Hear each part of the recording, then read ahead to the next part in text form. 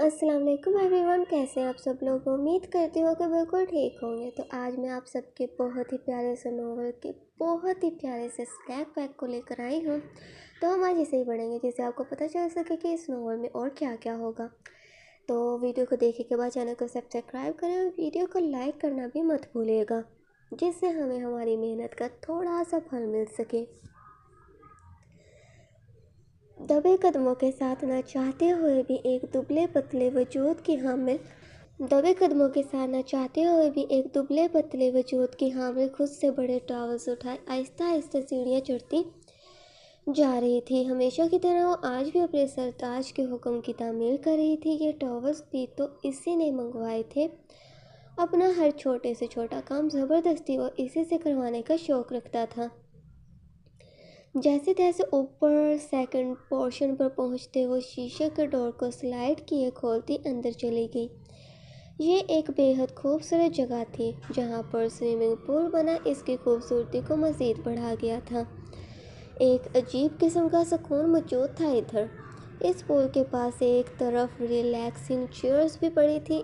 اس گھر میں اتنے دن رہنے کے باوجود بھی وہ اس جگہ سے انجان تھی۔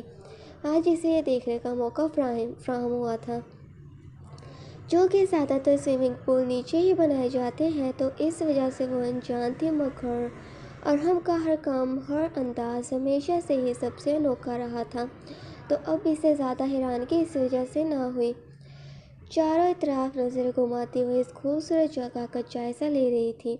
وہیں اسے ساکت کھڑے دیکھ ارحم، جس نے اس وقت صرف شارٹس کو پہنا ہوا تھا، فوراً سوئمنگ پول سے باہر نکلا، اس کی جانب بڑھنے لگا۔ اس کے قدموں کی آہٹ صنم کو ہوش دلا گئی۔ نظروں کا رخ وہ جھٹ سے اس کی جانب کر گئی تھی۔ یہ آپ کے ٹاول جو آپ نے منگوائے تھے۔ اسے اپنے قریب سے قریب تر ہوئے محسوس کرتی وہ تیزی سے ہاتھ آگے بڑھائے اسے ٹاولز پکڑانے لگی۔ وہ بے حد ڈر چکی تھی اس لمبے چوڑے شخص کو دیکھ کر، جو کہ پانی میں تیرنے کے باعث مکمل طور پر گیلا ہو چکا تھا، لیکن اس کی ایسی حالت کسی بھی لڑکی کو اپنا دیوانہ کر جائے، یہ صلاحیت وہ ضرور رکھتا تھا ہمیشہ سے ہی۔ جاؤ اور وہاں پر رکھ دو۔ چیئر کی طرف اشارہ کیا وہ ان ٹاولز کو وہاں پر رکھنے کا حکم دے گیا۔ سر جھکاتی وہ چل پڑی اور سامنے پڑی پول چیئر پر جا کر ان ٹاولز کو رکھتے واپس کو پلٹی، لیکن اپنے بالکل پیچھے کھڑے ارحم کو دیکھ وہ خوف سے کانپ اٹھی تھی۔ اسے اپنے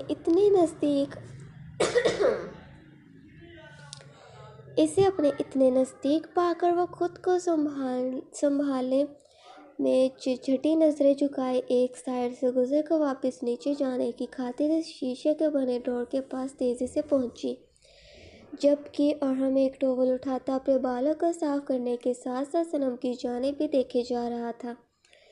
وہ زور لگاتی اپنی پوری کوشش کر رہی تھی، مگر نہ جانے کیوں اب شیشے کا ڈور سلائڈ کھولنے سے انکاری تھا۔ 1 منٹ مسلسل کوشش کرنے کے بعد وہ پلٹ کر ارحم کی جانب دیکھنے لگی۔ چہرے پر بے بسی پھیلی ہوئی تھی۔ کیا ہوا، ہیلپ چاہیے کیا؟ صنم کو مدد طلب نظروں سے اس کی جانب دیکھتے محسوس کرتا وہ اسے پوچھنے لگا۔ جی یہ کھل نہیں رہا، شاید اٹک چکا ہے۔ اگر یہ نہ کھلا تو ہم یہیں پر ہی پھنس جائیں گے۔ شام ہونے کو ہے، یوں تو سردی میں ٹھنڈ کے باعث ہم مر سکتے ہیں۔ 1 منٹ کے دوران وہ گھبراہٹ میں نہ جانے کیا کچھ بول گئی تھی، جسے سنتا ارحم ماتھے پر بر ڈالے اس سے گویا ہوا۔ خیریت تو ہے، پیچھے ہٹو، اس لیے کہتا ہوں کچھ کھا پی بھی لیا کرو۔ اس کمزور وجود میں کہاں اتنی جان جو یہ ڈور اوپن کر سکے۔ اب کی مرتبہ بھی وہ اسی کو قصوروار ٹھہرائے اسے پیچھے کرتا خود ڈور اوپن کرنے لگا۔ اس کی کوشش کرنے کے باوجود وہ ڈور ٹس سے مس نہ ہوا۔ ارحم ایک مرتبہ پھر سے کوشش کرنے لگا تھا اسے اوپن کرنے کی، مگر بے سود۔ وہیں صنم خوف کے مارے پریشان ہوتی اونچی آواز میں اسے پکار اٹھی۔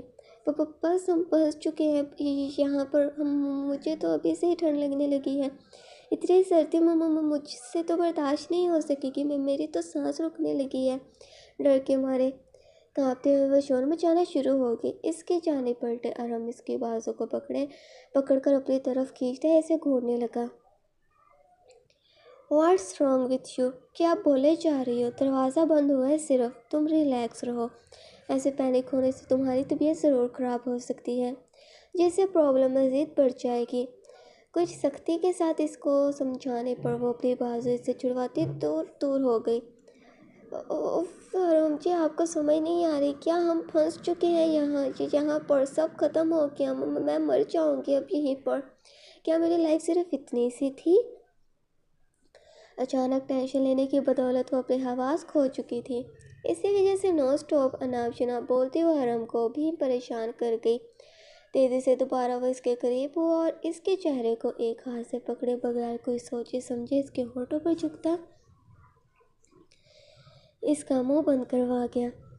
اس اچانک افتاد پر وہ حرکت کرنے کی بھی قابل نہ رہی، بس اس کا ہاتھ خود بخود ارہم کے کشیدہ برہنہ سینے پر چلے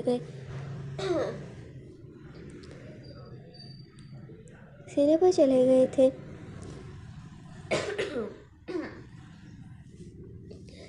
جبکہ وہ اس کے لبوں سے سراب ہوتا دوسرے ہاتھ سے اسے کمر سے تھامے ہوئے تھا، ورنہ یقیناً وہ زمین بوس ہو جاتی۔ اس کا لمس بھی آہستہ آہستہ شدت اختیار کرنے لگا تھا۔ اپنی بیوی کے قریب وہ ہمیشہ سے ہی مدہوش ہو جاتا۔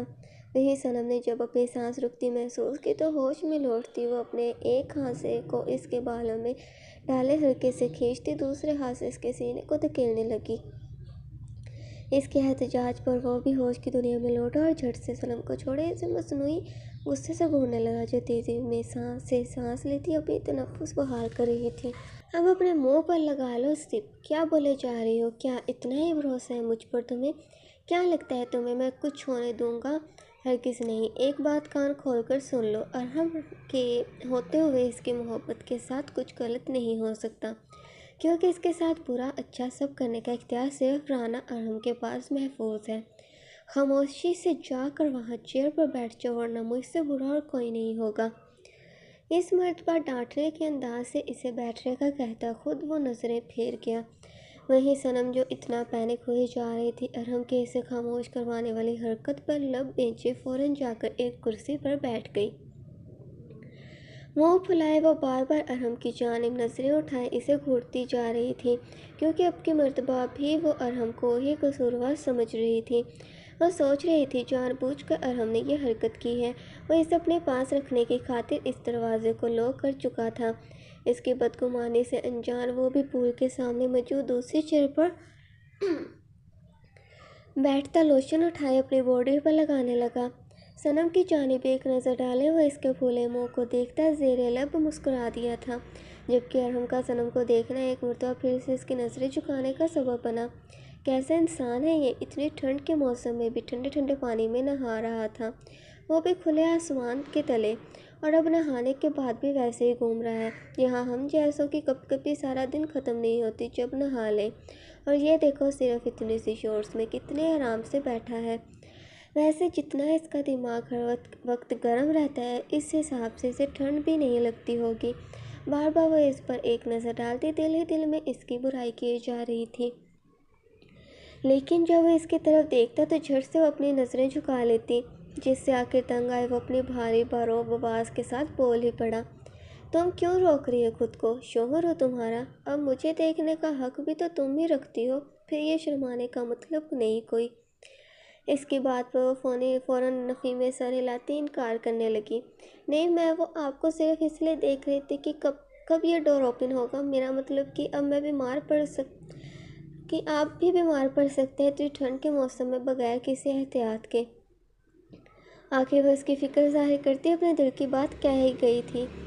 واقعی میں تم یہ میری فکر میں بول رہی ہو، یا پھر اب کی مرتبہ بھی اپنی ذات کو اہمیت دی ہے تم نے؟ ویسے ایک بات سے میں تمہیں آگاہ کر دوں، میرے اندر کی گرمی بڑے سے بڑی ٹھنڈ کو بھی ہرا سکتی ہے، واقف تو ہو ہی چکی ہوگی تم۔ اس کی بے باکی کو سنے صنم کا چہرہ مکمل سرخ پڑ چکا تھا۔ وہ جتنی شرمیلی قسم کی لڑکی تھی، ارہم اتنا ہی بے باک قسم کا انسان تھا۔ پیاس لگی ہے مجھے، یہاں تو پانی بھی نہیں ہے، جب بھی میں بہت زیادہ گھبرا جاتی ہوں مجھے پیاس بہت لگتی ہے۔ وہ نہ جانے یہ سب یہاں سے جانے کے لیے کہہ رہی تھی یا واقعی میں اس کی یہی پرابلم تھی۔ پیاس صرف پانی سے تھوڑی بجھ سکتی ہے، اور بھی بہت سی چیزیں ہیں اس پیاس کو بجھانے کے لیے۔ وہ بھی اس کے جواب میں نئی رائے دینے لگا تھا۔ جی کیا مطلب؟ وہ واقعی میں نہ سمجھ پائی تھی اس کی بات کرنے کا مقصد۔ میرا مطلب یہ ہے وہ پڑی ہے 2 بوتلز، ان میں سے لیفٹ سائڈ والی بوتل کو اٹھاؤ اور پی لو، کولڈ ڈرنک ہے وہ۔ اسے سامنے ٹیبل پر پڑی 2 بوتلز کی طرف اشارہ کرتے اسے ہدایت دی تھی۔ مگر پانی کی الگ بات ہے، وہ بہت آہستہ سے بولی، کیونکہ ارحم سے بحث کرنا مطلب اس کی شامت کو آواز دینے کے مترادف تھا۔ اسی وجہ سے وہ نہ چاہتے ہوئے بھی اٹھتی اس ٹیبل کی طرف جا کر کھڑی ہو گئی اور غور سے ان دونوں بوتلز کو دیکھنے لگی۔ لیفٹ سائڈ کون سی ہے؟ ہمیشہ کی طرح وہ آج بھی لیفٹ اور رائٹ سائڈ میں کنفیوز ہو چکی تھی۔ حالانکہ وہ ہمیشہ سے ہر کلاس میں اچھے گریڈ کے ساتھ پاس ہوا کرتی، لیکن لیفٹ اور رائٹ سائڈ کی سمجھ اسے ابھی تک بھی نہ آئی تھی۔ یہی والی کہہ رہے ہوں گے، دونوں ایک جیسی تو ہیں، اب دوسری بوتل میں ہیرے تھوڑی ہوں گے۔ رائٹ سائڈ والی بوتل کو اٹھائے وہ وہیں زمین پر ہی بیٹھے اسے منہ لگائے پینے لگی،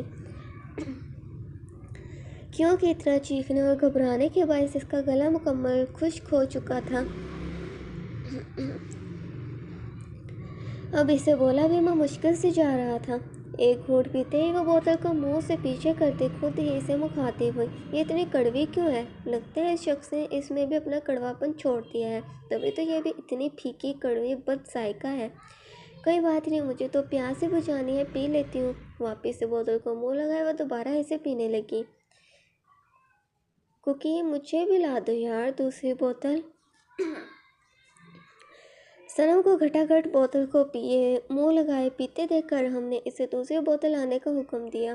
وہ آدھی بوتل پیے واپس سے ٹیبل پر اسے رکھتی پاس پڑی دوسری بوتل کو اٹھا کر ارحم کے پاس جانے لگی تھی۔ کولڈ ڈرنک تو میں نے پوری عمر پی ہے، لیکن اتنے عجیب ٹیسٹ کی پہلی مرتبہ پی۔ شاید امیروں کی کولڈ ڈرنک بھی الگ ہوتی ہو۔ ارحم کے پاس جاتے ہوئے وہ دل ہی دل میں سوچے جا رہی تھی۔ اس کے پاس پہنچتے ہی صنم نے اپنا ہاتھ آگے بڑھائے بوتل کو اس کی جانب کر دیا۔ ارحم بھی ایک مرتبہ اس کے چہرے کی طرف دیکھتا بوتل کو پکڑے اپنے منہ کے قریب کرنے ہی والا تھا کہ اس کی اسمیل کو سونگھے۔ اسے کچھ عجیب لگا، لیکن پھر بھی جب اس نے ایک گھونٹ لگا لیا تھا جس کے فوراً بعد بلند آواز میں اسے صنم کو پکار ڈالا، یہ کون سی بوتل ہے اور تم نے کون سی بوتل پی ہے؟ چونکہ ہمیشہ سے ارحم کا نورمل بات کرنا بھی کسی کو ڈانٹنے جیسا ہی ہوتا، اب بھی وہ سہم گئی، ڈر کے کانپ اٹھی تھی وہ۔ جی وہ اس سائڈ والی تھی۔ اپنے دائیں ہاتھ کی جانب اشارہ کرتے وہ معصومیت سے بول پڑی۔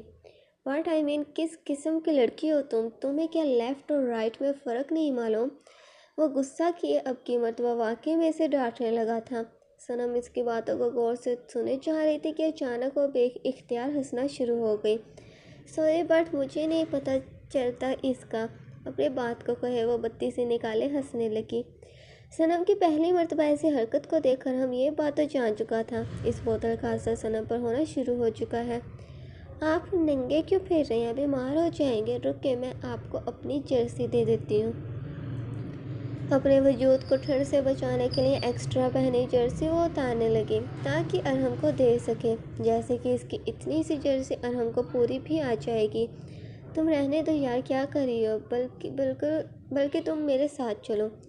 وہ کھڑا ہوتا صنم کو روکنے لگا، لیکن وہ ضد کرتی پیچھے کو ہوتی اپنی جرسی کو اتارے ہی جا رہی تھی۔ تبھی وہ پول کے پاس زمین پر گرے پانی کی وجہ سے اچانک ہی پھسلتی سیدھا پول میں جا گری۔ تو آج کے لیے اتنا ہی، چینل کو سبسکرائب کریں اور ویڈیو کو لائک کریں۔ تو کیسا لگا آپ کو ہمارا یہ ناول کا سنیک؟ اس سے بھی زیادہ انٹرسٹنگ سینز آنے والے ہیں اس ناول میں، تو کمنٹس میں بتائیں آپ کہ کیسا ہے لمسے عاشقی اور ارحم رعنا۔